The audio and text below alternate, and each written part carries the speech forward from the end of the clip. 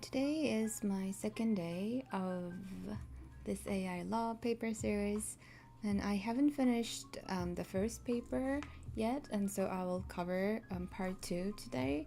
To introduce myself, I'm a PhD student at the University of Washington School of Law, and I've been researching this area at the intersection of law and technology. And I started this because I need commitment partner like you. And so my main idea is that I want to maintain my focus for at least for an hour to read through the whole paper, and hopefully somebody will find it useful to get more updates about AI law discussions. And this paper is not necessarily about AI, it's more about online content. But I thought this paper would bring a very meaningful angles to envision the regulatory governance of AI systems, because content moderation and current generative AI have many similarities regarding how to regulate online content, online perspectives, and how to manage the tensions between powerful corporate platforms and vulnerable individual users. And so I did the introduction and the partially part 3. And so this paper has is there no table of content. And so I was reading around this area, so I skipped over that big part. And so I don't really want to spend every minute to read every sentence. So I will try to keep it short and skim and skip less interesting parts. Okay, I will finish the part 3.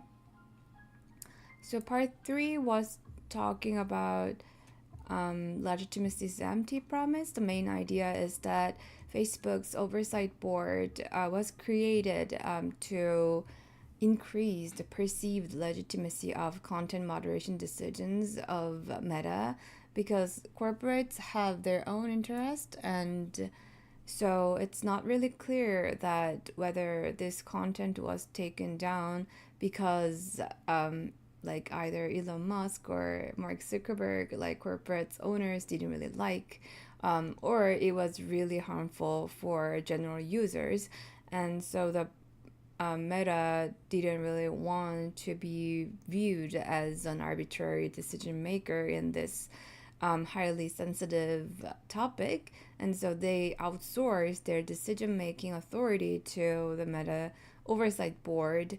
And the Oversight Board raison d'etre is to increase the legitimacy of this moderation decision. And the author wants to say that legitimacy is ambiguous and not very meaningful goal to achieve.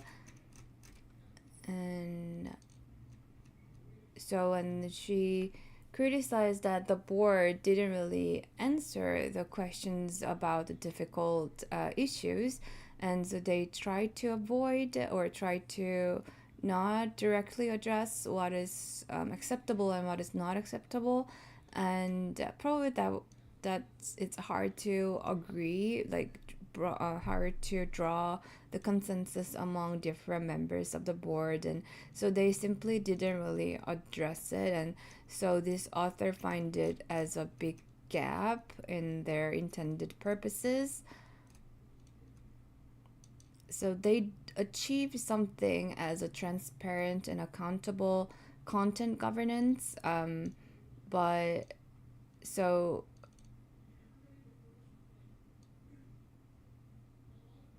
and it is a low bar.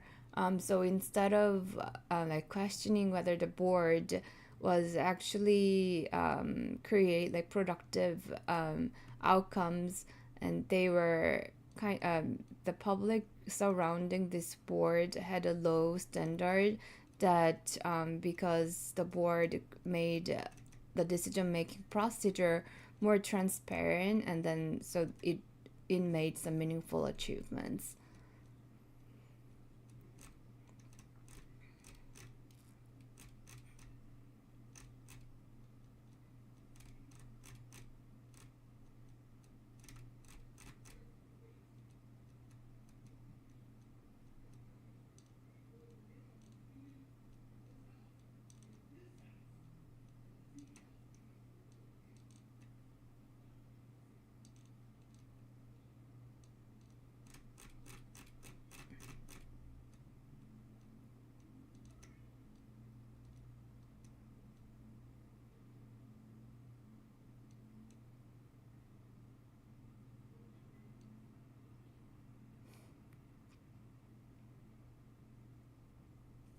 Yeah, this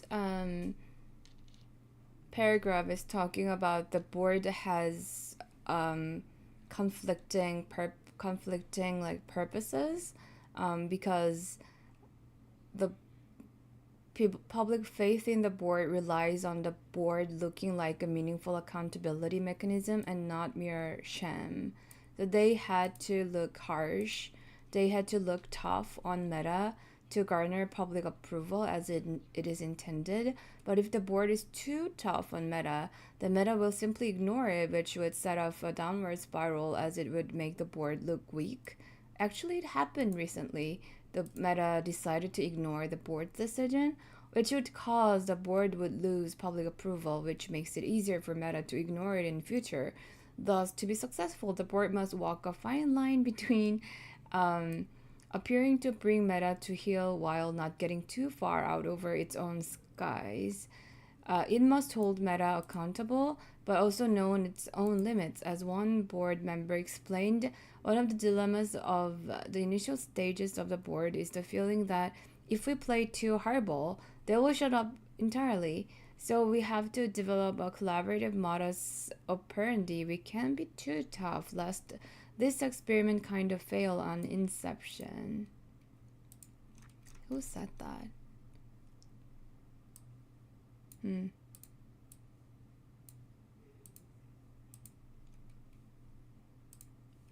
Martin Shapiro explains the legitimacy paradox in the context of courts trying to rein in authoritarian governmental abuses in the following way. If a court challenges a regime to the extent that it gets ignored, the court loses its legitimacy, and if it doesn't challenge the regime at all, it also loses its legitimacy to the public, I guess. But even if they manage things just right and maintain some perceived legitimacy, they lend that legitimacy to the authoritarian regime of which they are a part precisely because they are a part of it.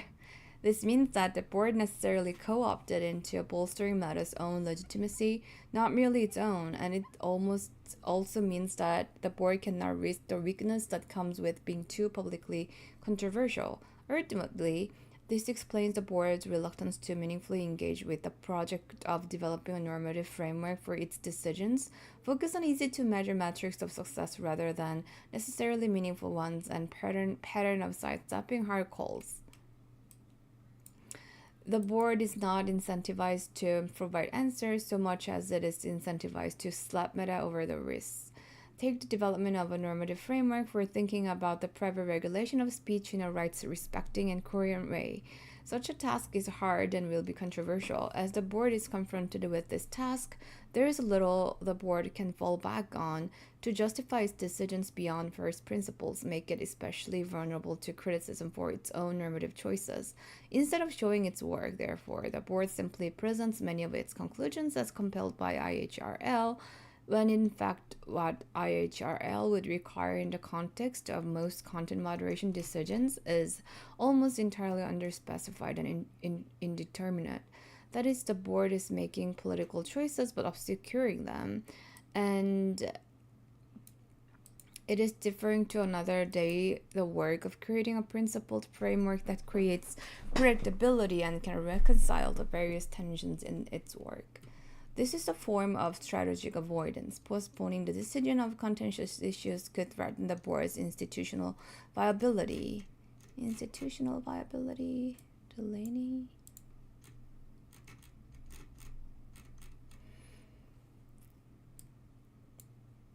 That is often used by newer institutions uncertain about their power. For such institutions, avoidance is a means of cultivating legitimacy. A decision maker can simply avoid deciding contentious, politically divisive issues that by creating powerful opponents with the capacity to rein in or oppose the decision maker's actions could threaten its institutional legitimacy. This also gives the decision maker time to shore up support for its authority and decisions before engaging in confrontation. The board is reining in the ambitions of its decisions and muting their political significance in order to bide its time and try establish a base of public support before becoming more confrontational. This also explains the board's emphasis on doing so much public relations and institutional promotion, whether through its own corporate communications team and accounts or whether through the regular appearance of members of the board at various events with stakeholders in digital governance present, even as the board's caseload continues to dwindle and it keeps missing deadlines for its work. Convincing the public of the institution's worth is as important to the board as an actual work of governing. But I can understand that's not a bad thing though. The board's practice of public relations and strategic avoidance has so far seemingly served it well. Whether the board could have achieved the power building that it has while being less avoidant is, of course, impossible to know. But as time goes on, such an approach gets riskier. If the board continues to duck all the most difficult questions and neglects its job of building a more robust normative framework for content moderation decisions, it will consign itself to irrelevance. Meta will no longer refer its most difficult decisions to the board if it can expect the board simply keep dodging the hardest questions. If the board becomes known to avoid politically divisive issues, it may lose its authority to decide controversial cases. And board's practice of continually recommending more due process mechanisms in place of giving substantive answers to questions will be less popular in a less favorable economic environment in which many platforms are cutting back, now further investing in trust and safety.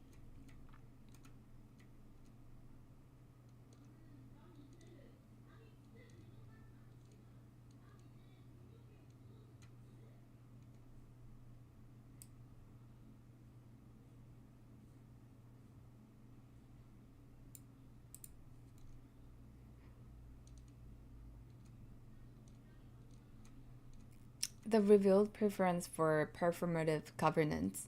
The institutional incentives to perform solemn governance without rustling too many feathers exist because the formalistic approach to governance is working. That is one of the most important lessons of the board experiment. The reception of the board suggests that the pursuit of legitimacy through procedural mechanisms can be effective. There is something about the court-like model that appeals to stakeholders. It invokes the familiar state-based model of speech governance and no doubt benefits from legitimacy by association. It's a focal point for people to express their outrage while also giving an appearance at least of finality once a decision is issued. It provides the show of Meta being reprimanded. Oversight board criticizes Meta for preferential treatment. Reads one headline: Facebook is rebuked by Oversight board over transparency on treatment of prominent users. Says another: even if the real-world costs to Meta of such a reprimand are low, and the implementation of recommendations means that something is being done to reform the current systems, these all seem to scratch the itch of dissatisfaction with the prior regime of Meta's unilateral and completely uncountable system of governance. It's important to be clear: the board is not being performative in the way that its most trenchant critics warned when it was being established. It is not a sham or mere spin. It has not convinced lawmakers that legal regulation of Meta is no longer necessary or prevented continued transient critique of Meta's decision making.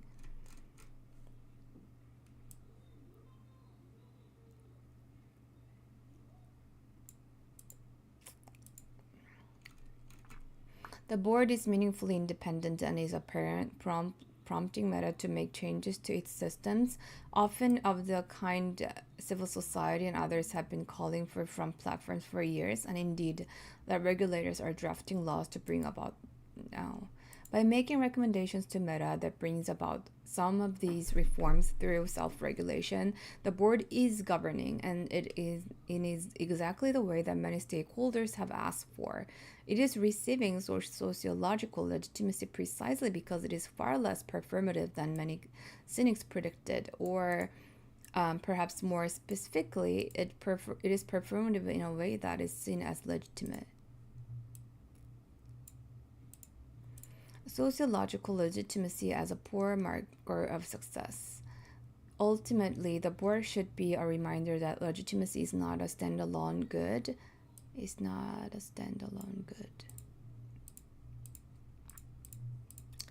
Social media governance should not be thought to be successful based simply on whether it attains sociological legitimacy amongst elite constituencies. This kind of legitimacy obviously matters to companies like Meta, but it does not translate into material benefits for others.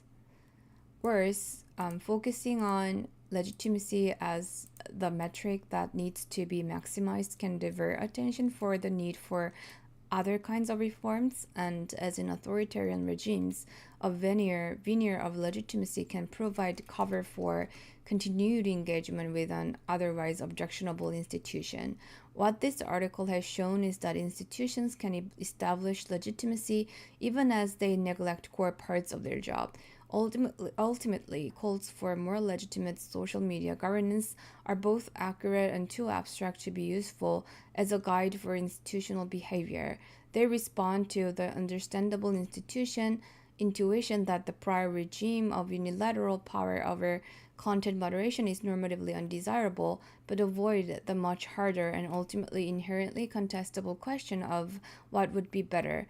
The lack of a specific vision of what content moderation governance should be aiming for has created the conditions in which the board pursues the performance of governing as much, if not more, than its substance. In many ways, this should not be surprising. This dynamic of the pursuit of procedural reforms in the name of good governance or rights protection and potentially at the expense of effective governance has been seen in areas as diverse as administrative law and international law. But content moderation governance should learn from those mistakes, not replicate them.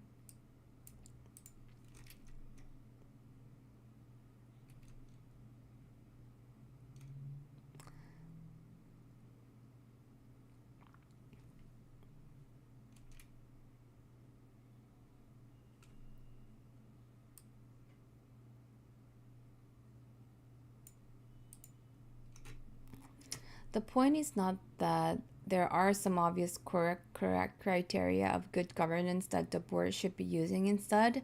The point is that the board was set up in order for debates about what those criteria should be to take place, and it has instead eschewed those difficult questions or tried to forestall such debate rather than encourage it. The board has not defined the constituency it is serving or the yardsticks by which it measures its own success. It highlights metrics in its public communications, like the number of times the board overturns Meta or how often Meta takes action based on the board's recommendations, that are poor proxies for actual impact, but good proxies for the kinds of things that attract headlines.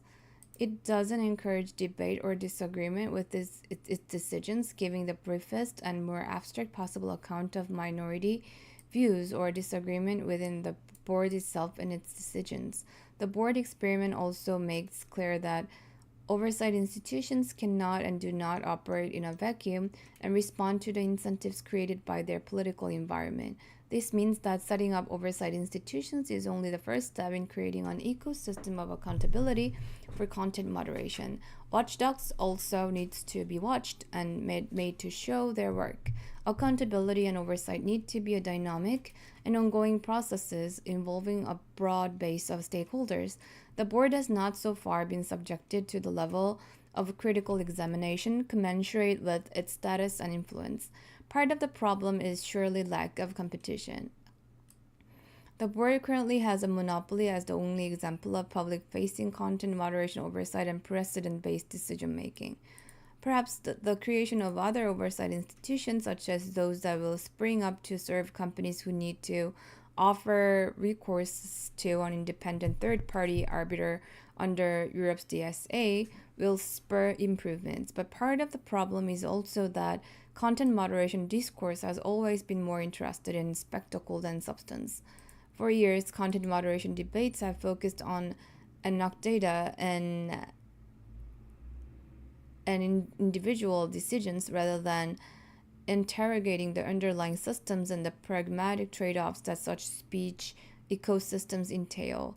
This is an environment that will naturally focus on headlines about the board wrapping Meta over the knuckles rather than pushing for further answers about the normative assumptions and trade offs that underpin the board's decisions, too. The board should be a mechanism for changing that dynamic rather than playing into it.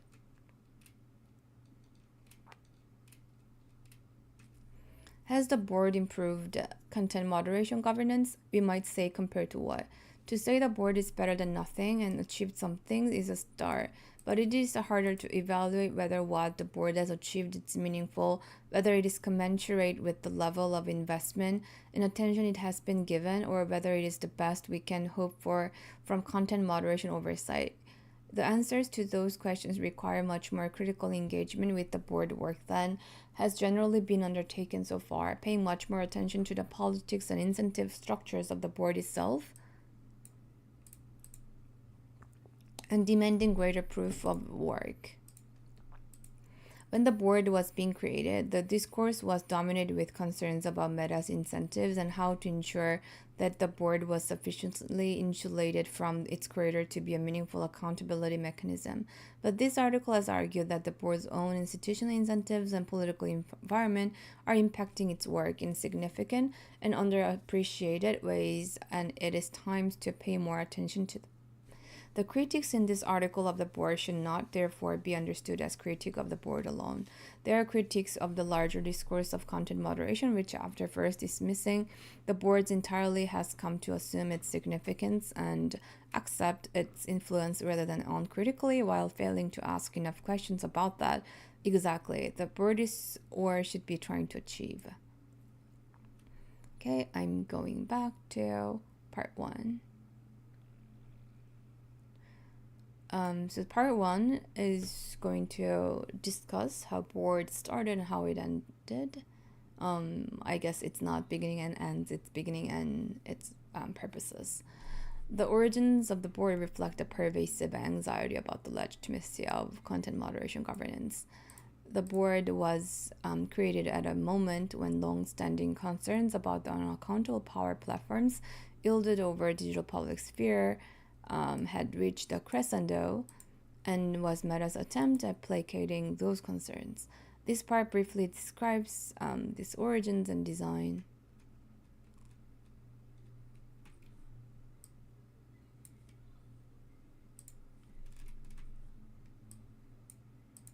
The design. The fact that the board was on an attempt by Meta to shape public discourse was clear from the start. Meta's CEO Mark Zuckerberg first publicly floated the idea of some sort of structure almost like a Supreme Court in 2018. This was little over a week after Zuckerberg appeared at the first of many congressional hearings in which lawmakers lambasted him about Meta's decision making, and the proximity of these two events is surely no coincidence.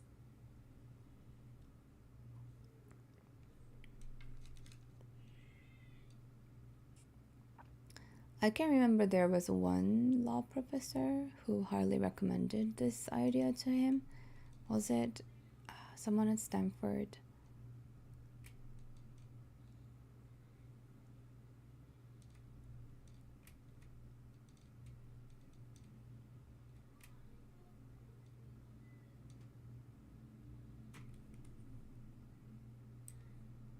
Three-year term.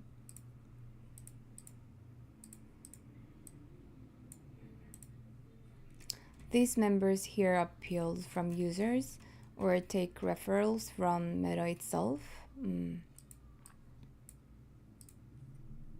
The board's charter states that the board should determine whether Meta's content enforcement decisions are consistent.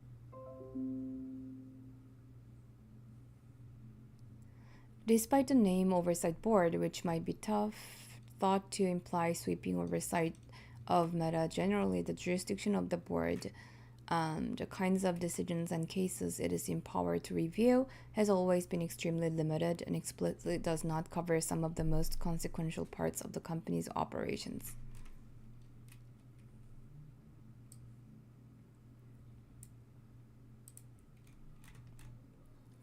Within the ambit of its authority through the charter states that the resolution of each case, that is the decision about the individual piece of content in question, is binding. Although no enforced mechanism is specified, Meta should implement it promptly, both with respect to the individual piece of content at issue in the case and also with respect to identical content with parallel context. In every decision, also with respect to. In every decision, the board may also include a policy advisory statement making recommendations for Meta's future policy development. However, Meta is not bound by any policy guidance the board gives, nor is Meta bound to follow the board's advice if it refers a case to the board requesting a general policy advisory statement. Thus, the board input on policy will be considered as a recommendation, and Meta's only obligation is to publicly respond. But the board is not mere trompe-l'oeil or a facade without substance. Meta made an initial commitment of $130 million to fund the board through an independent trust and contributed an additional $150 million to the trust in 2012-22. The resumes of the board's inaugural members are impressive, and Meta has since asked them to review some of its most high-profile and controversial decisions, starting with the decision of how to handle former President Donald Trump's account in January 2021. Trying to understand the purpose of the board only by looking at the ways it is explicitly described in its constituent documents and other public-facing materials does not get one very far. Meta and the board's websites both declare that the board was created to help Meta resolve some of the most difficult questions around freedom of expression online, what to take down, what to leave up, and why. This is accurate in the most literal sense, but does not answer a deeper question about what kind of help. The board design and context shows that the substantive decision-making of the board is a relatively minor part of its intended benefits. Instead, the fundamental goal of the board is to create legitimacy for Meta, in the sense of making Meta's decisions become seen as justified, appropriate, or otherwise deserving support for reasons beyond fear of sanctions or mere hope for personal reward. For Noah Feldman, the law professor that first proposed the idea of a Facebook Supreme Court to executives at Meta, the board did have at least a partially substantive purpose. Feldman originally conceived of the board as a direct response to the threats to free speech in the social media age and the pressure that the platform faced to limit expression in order to satisfy engaged, committed advocacy groups. Therefore, Feldman's goal for a board was explicitly substantive and values-laden, not merely procedural. The board should be an effective counterweight to censorship, but the institutional design of the board was intended to deliver these substantive goals in a way that reduced decision costs to Meta, and the benefits of legitimacy pervade Feldman's original memos, arguing for the board's creation. The board, he wrote, should become a durable institution to deliver principled, reasoned decision-making that would be widely understood as legitimate. The public-facing judicial model of the board was essentially in order to capture the legitimacy benefits of decision independence. These procedural and legitimacy benefits were attractive to Meta.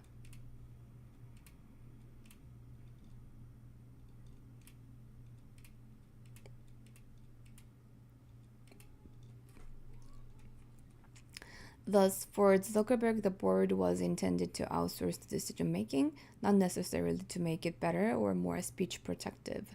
The charitable reading of this is that Zuckerberg wanted to benevolently relinquish power to ensure that justice was not only done, but also seen to be done. The more cynical take is that Zuckerberg wanted to throw content moderation's hottest potatoes to other decision makers and get them off his hands. Either way, there was interest alignment between Zuckerberg and other stakeholders. There have long been concerns about the astonishing power social media companies wield over global communications. In 2008, Jeffrey Rosen wrote in the New York Times about the example of Deputy General Counsel of Google, Nicole Wong, who was nicknamed the Decider because of her control over what would and would not be allowed on some of the most precious real estate on the internet, suggesting that Wong and her colleagues arguably have more influence over contours of online expression than anyone else on the globe.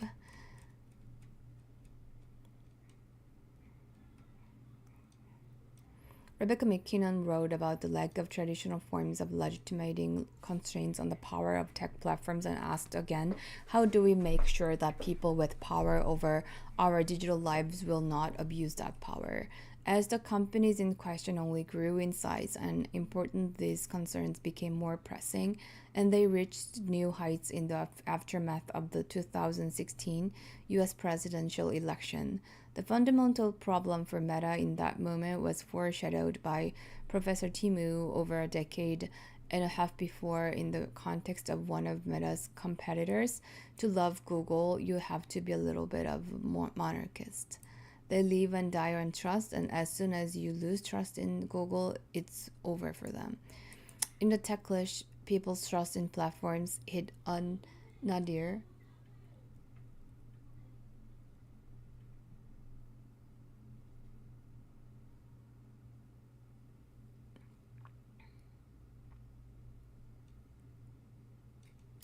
was the most unique and high-profile attempt purporting to finally provide an answer for how to build back confidence in Meta's corporate monarchy, separation of powers. To be clear, the interest alignment only went so far, lest one think that the board was a genuine answer to critics' long-standing fears of Meta's unchecked power over speech. The board's limited remit or jurisdiction is a clear reminder that Meta's goal in setting up the board did not match its rhetoric. As Nick Clegg, Meta's president of global affairs, wrote when welcoming the board's first members, we have created and empowered a new group to exercise independent judgment over some of the most difficult and significant content decisions. Some was right. The areas of decision making that the board actually had oversight over was and remains extremely limited. The board does not have the power to review decisions Meta makes about accounts, advertising, events, groups, amplification, or the platform's feature and affordances, for example. When the board was first created, it did not even have the power to review cases in which Meta decided to leave content up as opposed to when it took content down. And while this has since been remedied, there are few signs the board's jurisdiction is set to expand any further.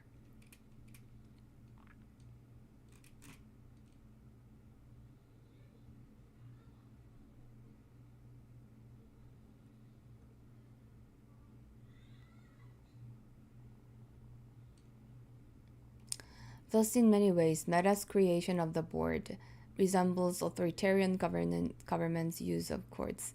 Authoritarian rulers maintain courts because courts can provide a patina of legitimacy. They can provide a measure of predictability which can be useful for attracting commercial investment in particular, and they allow for the deflection of controversy away from the ruling regime. But in order to get these benefits without too great a cost, such rulers often confine the scope of court jurisdiction such that a relatively independent judiciary may be preserved but simply excluded from domains significant to the authoritarian regime. As a result, the actual trust garnered by such institution tends to be limited, and the mainstream initial reception to the board reflected this skepticism.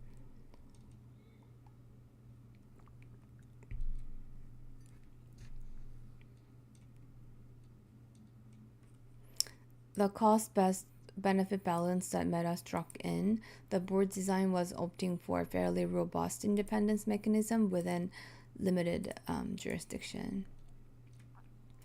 There are, of course, many different kinds of legitimacy and different theories about how to establish it. Board's model was left unspecified and under-theorized.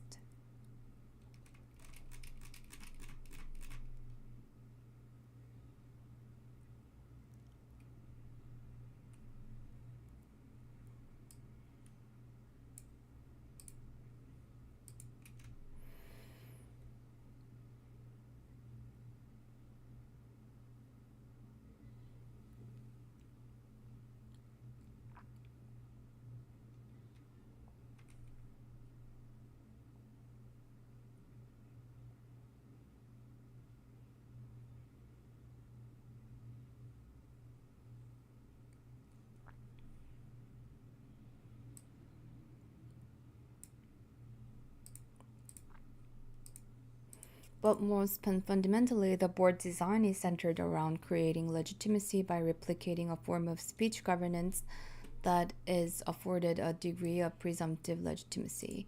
That is by acting like a court. This was, of course, the initial framing that Feldman and Zuckerberg suggested for the board, and it has had remarkable staying power, successfully shifting the discourse around the board into a register that invited comparisons between Facebook and the legal systems of democratically founded states rather than to classic forms of industry-led informal regulation and or lobbying.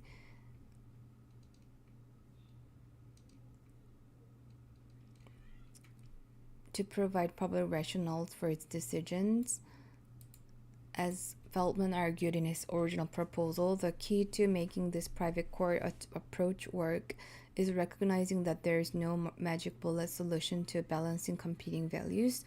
The advantage enjoyed by real-life constitutional courts is that they openly address difficult cases and so derive credit and legitimacy from being principled. The duty to publish reasons might seem self-evident to lawyers accustomed to this practice, but was not inevitable. The board could have been set up to provide independent but in-camera review of Meta's rules. Many platforms have trust and safety advisory boards or similar bodies that play this kind of role. By contrast, the board designers made a conscious choice to require public reasons, along with the directive that such decisions will have presidential effect. This gives the board an important explanatory role and reflects a hope that the board will provide substantial and coherent public justification for Meta's otherwise opaque rules and decision making. The board itself has, in appearance at least, leaned into this conception of its role. The board's decision clearly aped the norms and forms of a judicial institution. The board has stuck to an ARAC template in its decisions, familiar to every law student, and applied it mechanically and faithfully in every case. It makes findings, cites source of authority, summarizes party submissions, and invokes the decision-making rubric of IHRL. It overturns or upholds Meta's original enforcement action.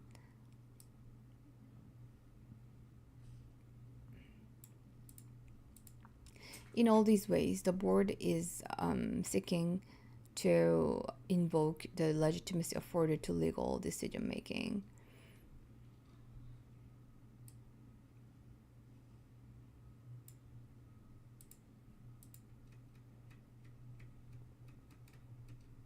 Part 2, reviewing the board's performance. According to the board, it is doing a very good job indeed of achieving its goals. The board's inaugural members have completed their first 3-year term, and every member that wanted to extend their tenure was renewed for a second.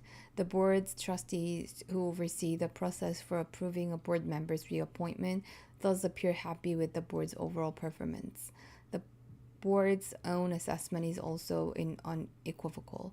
In the board's eyes, early successes in holding Meta accountable demonstrate the board's viability and provide a self-regulatory framework for extending and improving our operations in the future. Through its work, the board has demonstrated the importance of its role. This part reviews the board's performance so far and whether these claims are justified. First, I look at the board's successes, which are not insubstantial. At a minimum, the board has succeeded at being a functional institution in the most literal sense by hearing cases, making decisions, and issuing recommendations to Meta, and it has succeeded in avoiding the failure scenario most commonly predicted for it. It has not been captured by Meta, and it has asserted its independence in significant ways. The board has also succeeded in some of the more ambitious goals people had for it. It has made Meta's content moderation more accountable, transparent, and participatory, and has garnered public attention and respect for doing so. But the board's claims of success need to be qualified. The second half of this part turns to board's missed opportunities and the ways in which it has failed to live up to its potential, its lack of attention to developing a normative framework for thinking about private content moderation, and its measurement of impact based on metrics that are poor proxies for material benefit, and its persistent avoidance in the hardest case. Overall, the story of this part is ambiguous. The board is perhaps much more successful than many might have imagined, but even if it did not fail in expected ways. But it has failed to live up to its potential in other ways that have not received enough attention.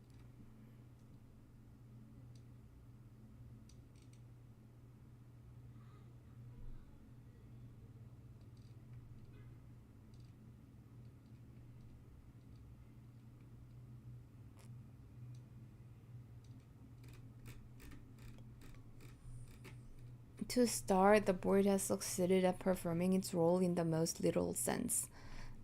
One way of reviewing an institution's output is by looking at some headline statistics.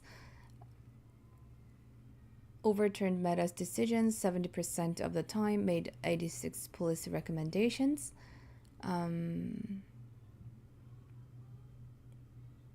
The board received over 1.1 million appeals, published 20 decisions, overturned Meta's decisions 70% of the time, made 86 policy recommendations, which Meta took steps towards implementing 2/3 of the time, and so on. Numbers like these are clearly intended to tell a story. There is a high demand for the board, over 1 million appeals. The board is being tough on Meta, overturning so many of its decisions.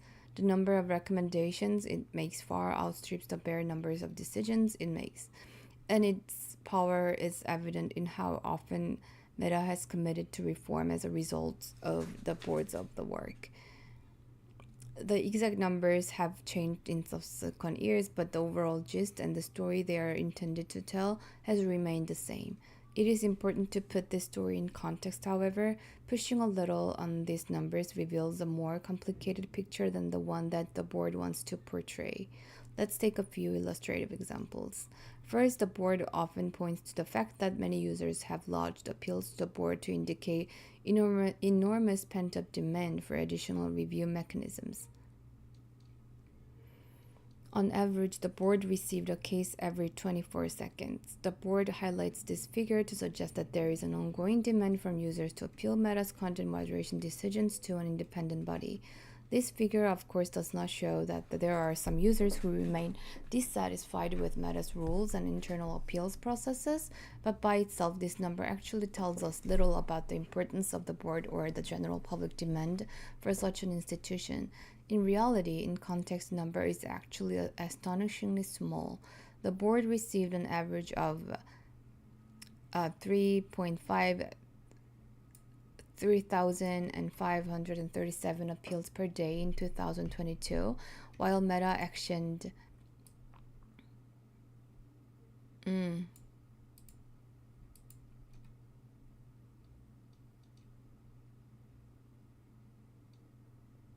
and received 597 internal appeals every day. That is, users only appealed what would be significantly less than 0.0001% of Meta's decisions to the board, and only 2.5% of users who appealed decisions to Meta went the additional step of appealing to the board. The level of demand for the board looks very different when viewed in relative rather than absolute terms.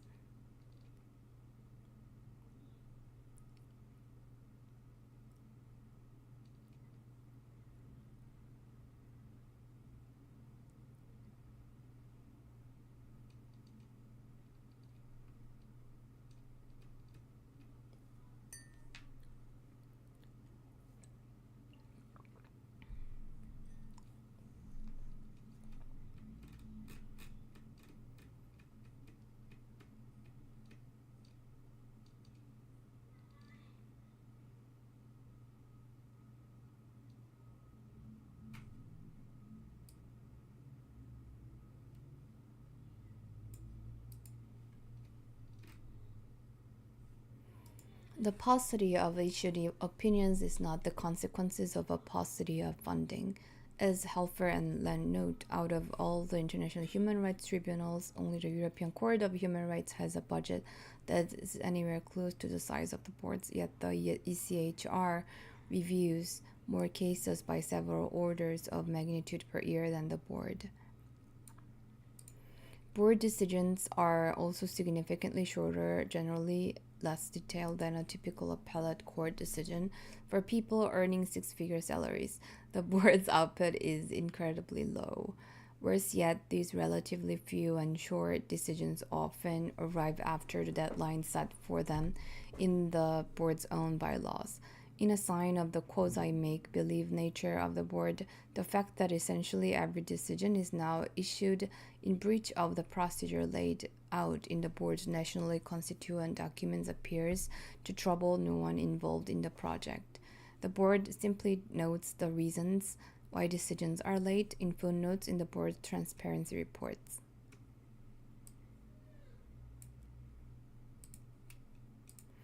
While it is true that much of the impact of the board will come through its broader recommendations rather than its individual decisions, the board was purposefully set up in an adjudicative model, and deciding individual cases is a core part of its role. As one tech reporter put it, it's true that the board's actions go beyond three cases it decided. At the same time, I can't be the only person to feel like the board is slacking. So even as the board emphasizes overwhelming demand for its work, its output suggests that it's struggling to meet that demand. Meta has implicitly acknowledged the problem of low and slow work product from the board, knowing its hopes and expectations that the board will significantly increase its output and impact by starting to take expedited reviews and issue summary decisions. Although a board could never review anything more than a tiny fraction of the number of appeals that users bring to it, 3 would appear to be another simple way to at least increase the baseline from the currently incredibly low output. Appoint more board members. The board originally intended to be 40 members, but in 3 years, the board has only appointed new board members 3 times.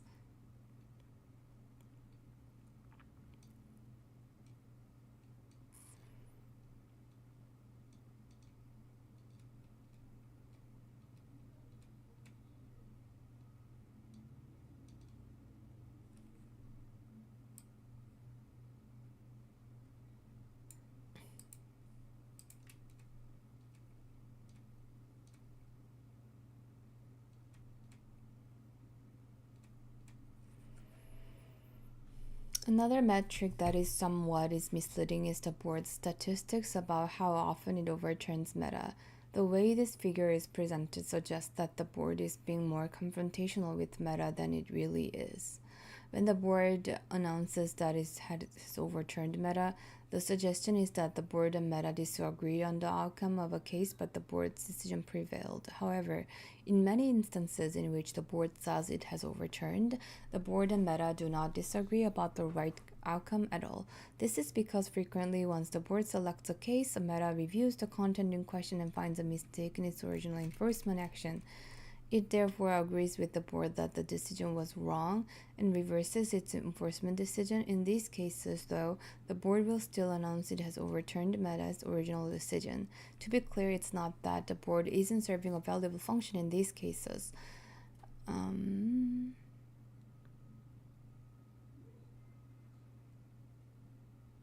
The former is more akin to auditing Meta systems rather than helping Meta resolve some of the most difficult questions around freedom of expression online.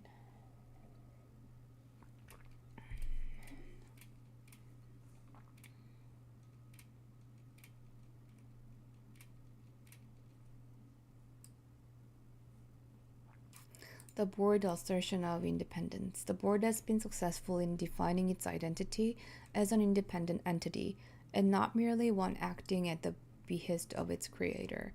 A core feature of the board, indeed, perhaps the most novel aspect of it as an experiment in corporation governance, is that it would exercise independent judgment and not be beholden to Meta.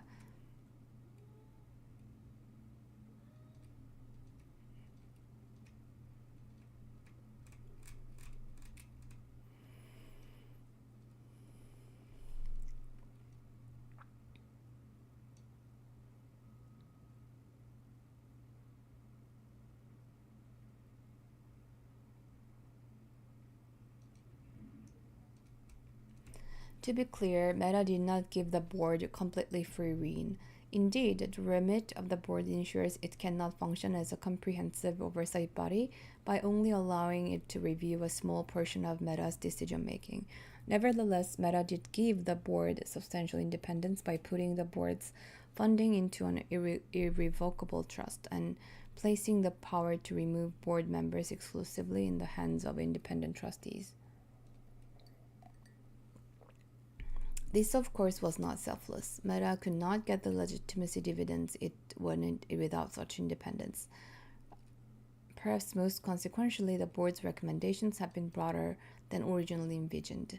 Meta has remarked that the size and scope of the board's recommendations go beyond policy guidance that we first anticipated when we set up the board, and several require multi-month and multi-year investments. The recommendations have, amongst other things, targeted the systems underlying Meta's enforcement mechanisms, ensure people can appeal decisions taken by automated systems to human review, and inform people when automation is used to take enforcement action against their content. Asked Meta to submit to further independent scrutiny and assessment, engage an independent entity not associated with either side of the Israeli-Palestinian conflict to conduct a thorough examination, and demanded further transparency around sensitive matters. Such recommendations require more dramatic restructuring and resources to implement than the simple policy recommendations or rule changes it seems Meta had intended. The board has also asserted the power to interpret its own founding documents and the procedures they set out. It has developed what might be described as a mootness doctrine that requires Meta to submit to review, even in cases where Meta admits a mistake in the individual case in question. In one of its first cases, Meta argued that the board should decline to take the case because it had already restored the post in question, agreeing that it had made an error in original removing the content.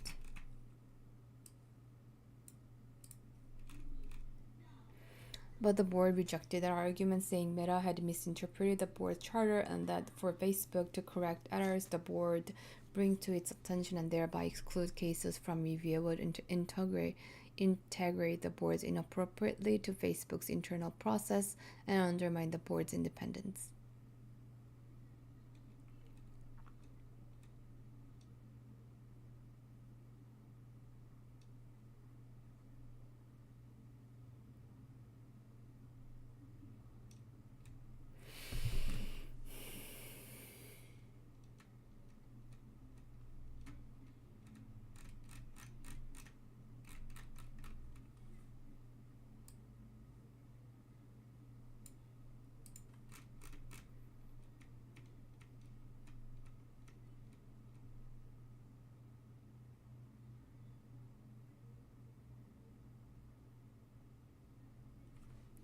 The board has actively courted public attention. Its co-chairs wrote a New York Times op-ed announcing its creation. It has an Instagram account, a LinkedIn account, and a very active Twitter account that retweets positive coverage of the board or sends out cautionary warnings to Meta in high-stakes moments such as an invasion of Ukraine. The board got press coverage for issuing a strong reprimand to Meta for giving misleading answers in one case. An announcement, a meeting with a Facebook whistleblower to get more information, although never releasing information about what was said at the meeting. Its members constantly appear at public events, turning up to such events as UN General Assembly, the Aspen Ideas Festival, the Paris Peace Forum, and annual Austin Festival as South by Southwest. They give interviews to journalists extolling their work for feature stories. When a U.S. District Court issued a ruling about government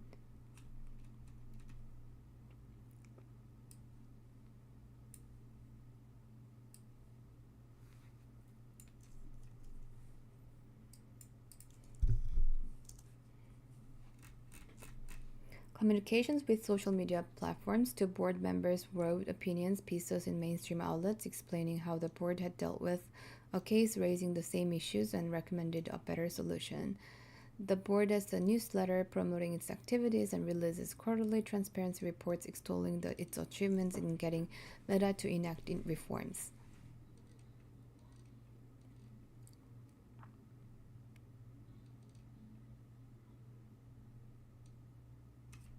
In academic work, one of the board's original co-chair wrote that in traditional legal system, the practice of constitutional law is the practice of persuading diverse citizens to share the priorities of the adjudicator.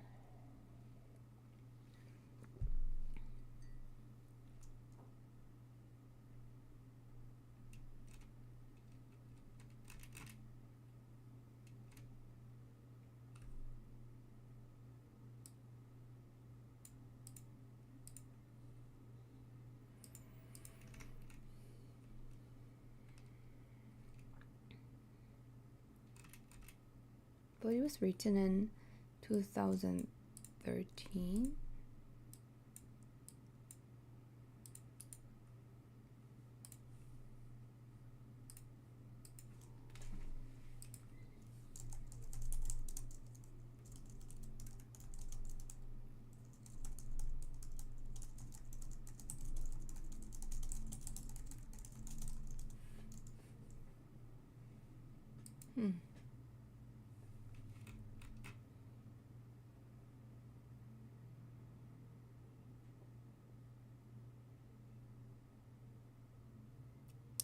Professor Jamal Green clearly believes persuasion to be an important part of the governance, and this is in keeping with the board's public relations efforts. But the board is approaching this task in ways that are not typical of what one might expect from an August Supreme Court-like body. Courts do not typically have Twitter accounts that retweet compliments of them, or use the royal we to boast that the results we obtained so far show we are making progress. Board representatives rarely, if ever, prominently discuss the obvious shortcomings of its institutional design that hamstring its ability to be a comprehensive form of oversight. The board has become an activist institution, aggressively promoting its own virtues and acting sometimes more like an influencer than a governing body. It insists in its publications through its members and through its social media presence that it is performing well and should be at the center of discourse about content moderation governance. Because it's because nobody really challenges the authority of the court, but everybody's challenging why Meta Oversight Board has such a special authority. That's why it has to be defensive and more overly promoting, I guess. So I don't think it's a fair comparison between the Supreme Court and Meta Oversight Board. The Supreme Court was created based on Constitution, but Meta Oversight Board based on such a whim of corporate executives, and so that's why their upbringings are kind of precarious. So that's why it has to be, I think, defensive to maintain. So I think it's not a fair.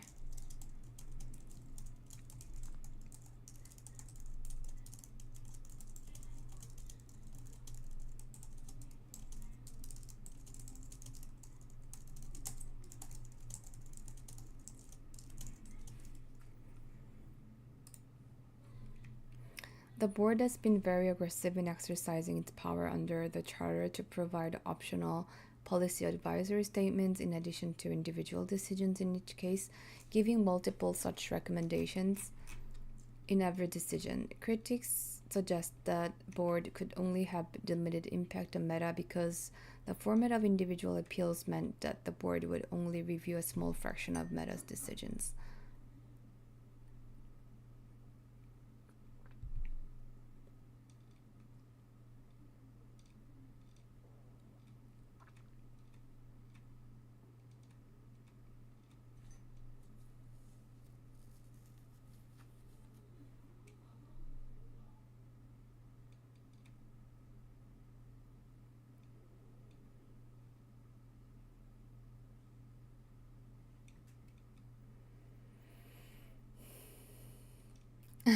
For example, the board recommended that Meta translate its community standards into Punjabi, one of the most spoken languages in the world.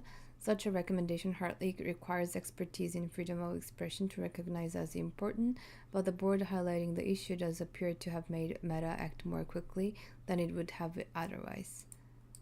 In other case, the board found that one of Meta's internal policies wasn't being enforced because it was lost for 3 years. Again, it is hardly a profound insight that it is not best practice.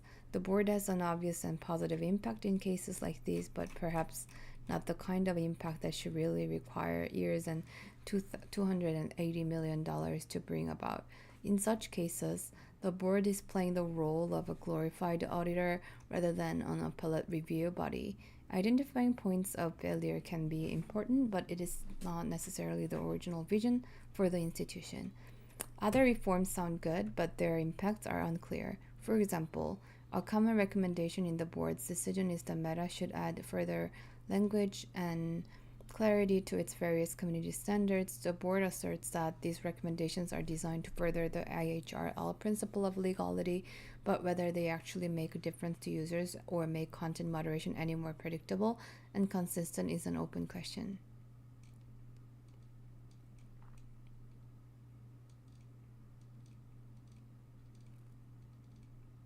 But there are certain reforms that the board has brought about that indisputably represent meaningful exertions of authority too. For example, after long-standing concerns about Meta's enforcement practices in Israel and Palestine and potential disparate impacts on different populations, the board prompted Meta to conduct and release a human rights impact assessment of its operations in the region, which concluded that unintentional bias has led to adverse impacts on Palestinian and Arabic-speaking users.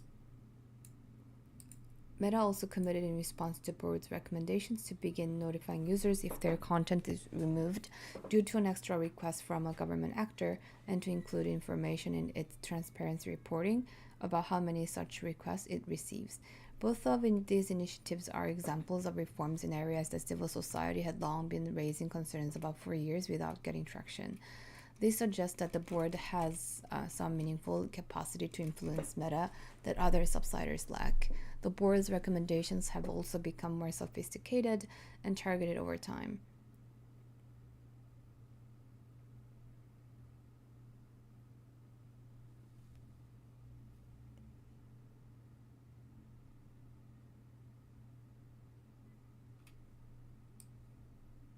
Design choices.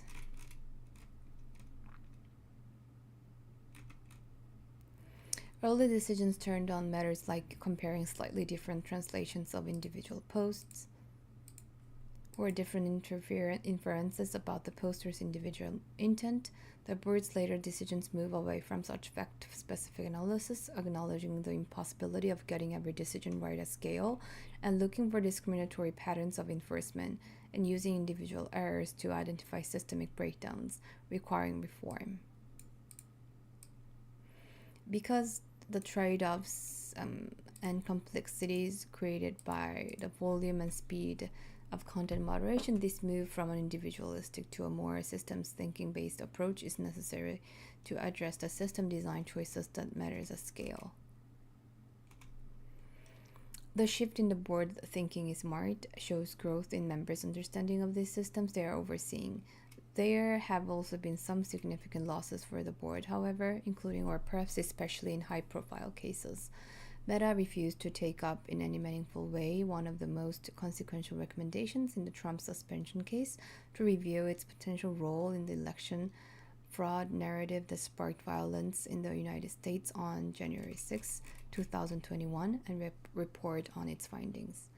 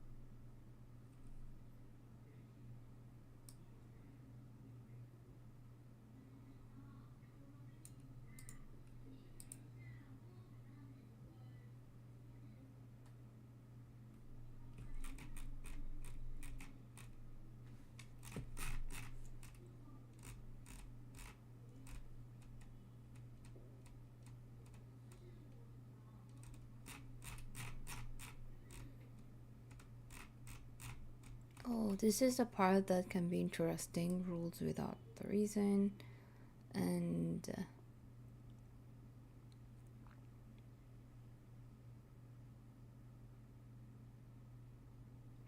formalistic measures of impact, and persistent strategic avoidance. I think I'm getting so tired after reading so many texts, and so I will skip this section, but it seems to be much more interesting than other sections. So, like giving the empirical evidence of why the author believes the Meta Oversight Board has been poorly performing compared to what critics saying and like praising about the board. So I will read it just quietly and skim through, but not verbally. I feel like I'm getting too exhausted.